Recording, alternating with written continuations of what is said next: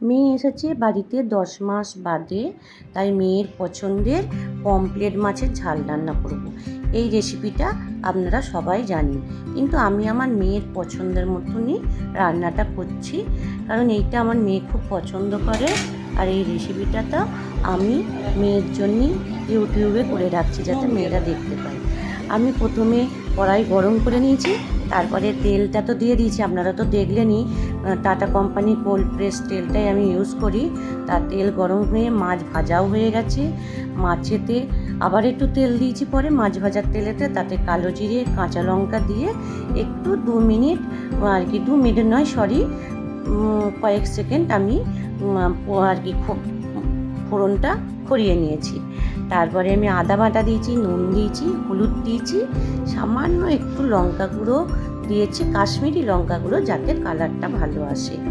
তা আমি প্রথমে আদা ভাজার পর আমি একটু সর্ষে আর পোস্ত দিয়ে দিয়েছিলাম, যেটা বেটে রেখেছি, দিয়ে তারপরে জল দিয়ে ফুটে ওঠার পর মাছটা দিয়ে দিয়েছি। আবার আমি মাছটা যখন ফুটে নাবাবার আগে আমি ঠিক আবার ওই সর্ষে পোস্তটা দিয়ে দেবো। আর আমি সর্ষে পোস্তটা না বেটেই রাখি, স্কুল যাই তো মনোতোষ, তখন রান্না করতে করতে সর্ষে পোস্ত বাটা হয়ে ওঠে না। তা আমি যখন অবসর টাইম থাকে তখন আমি একটু বেশি করে বেটে রেখে দিই।